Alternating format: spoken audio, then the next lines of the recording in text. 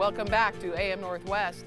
Our next guest's latest book weaves together the oral histories of elders in the trans community, sharing their past, presents, and hopes for the future.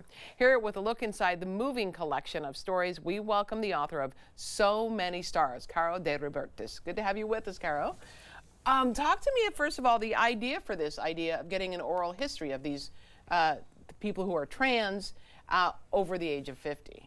Yeah, thank you so much. So I began this book initially as a fellowship that was given to writers in 2021, trans and queer BIPOC elders were the focus of my fellowship. Okay. And gathering oral histories across the country of people who had lived history in an intimate way, but whose stories are not always visible to us.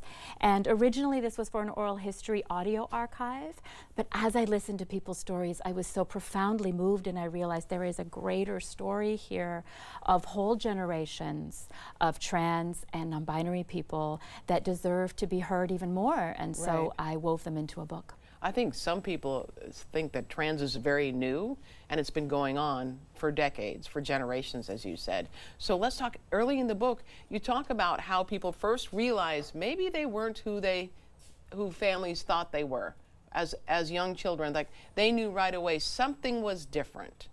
Well, that's precisely it, is that we do have this idea that trans folks are because we have just become more visible over the general recent public years. More aware. Yeah, and the general public more aware. There can be this idea that this is something new. But in fact, trans and non-binary folks have existed throughout time and in every culture. So for all of the people in this book, these 20 narrators, they all chronicle what it was like to be a child in the 40s, 50s, 60s, and 70s, and realize that there was more inside of them than was visible on the outside, or that their families could see or understand. They didn't even have language for who they were. And yet, growing up all over the country and all over the world, they tell these stories that I found incredibly moving to listen to, that show that they found ways to find their inner selves, to experience their whole gender, and then ultimately to go out and carve a space for themselves in the world, to be their whole selves and to shape community around that new feeling of belonging. Right.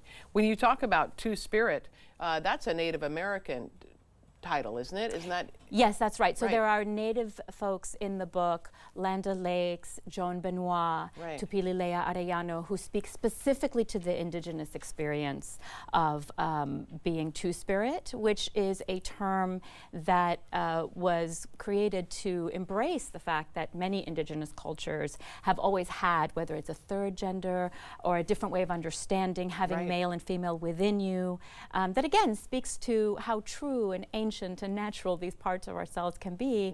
And so the indigenous folks in the book tell those stories, and I wove that in as well. Tell me about some of the people that you talk to.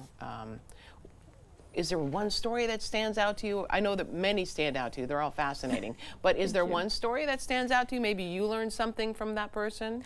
I learned so much in gathering these stories, because the folks in the book, they are Black, they are Latinx, they are Two-Spirit and indigenous, Asian folks. Some of them are immigrants from other countries.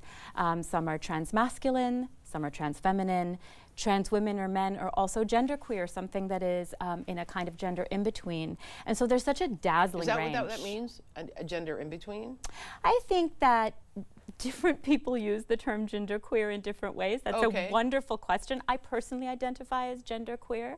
And part of what that means to me is that my gender is expansive and fluid in ways that defy the categories of man and woman. And that is true for many of the narrators in the book. Whereas for other people, being a trans woman like Sharon Grayson, or being a trans man like Andres Otsuna is their truth. And what's powerful is to know that there is room for all of these different truths. And so when we have a book like this that brings together a chorus of 20 different voices, we can see how much diversity there is even within trans communities and how we can celebrate that. What did they say about looking forward to the future and what they want future generations to think of? That was one of the things that really moved me in creating the book, is that the last couple of chapters, one is Thoughts for Younger Generations, Right. which really shows how these elders are looking out for and see the younger generations. And we're living through a time of increased visibility, but also of increased hostility and attacks Absolutely. on trans rights. Yeah. So there is a whole chapter in the book that is a flood of love notes from these elders to youth saying, we see you, we've been making the path for you in the ways that we can, and here are some offerings of encouragement and wisdom and love, and know that you are never alone. Right. And then there's a chapter in here on visions for the future and looking forward, which I think is really valuable to hear from these elders who are people who, as these stories show, blazed trails Right. to make it possible for my generation Right. and generations that follow, young folks and the people to come, Right. to be able to be more free and to be able to be more whole inside of ourselves, which is what all people deserve. And some cultures, though, are especially hostile to trans people. Yeah, I mean, hostility, unfortunately, is something that we are not strangers to Right. as trans people. But you asked me earlier about a story that particularly moves me, and there are so many in the Right, book. of course. But Yeah. I'll just pull up one person, Sharon Grayson, who is a Black trans woman who grew up in Houston, Texas, Wow. and became an absolute trailblazer in Black trans women's rights during the AIDS crisis, and is still, at the age of 76, an incredible activist. Oh my gosh, that's great. You know, and Yeah. she tells this story about being accepted by her family, Right. which not all of the narrators tell, and I think it's important to represent how family rejection can cause a lot of pain. Yeah. But she tells this story of her mom in the 50s in Texas saying, look, I know you're different, Yeah.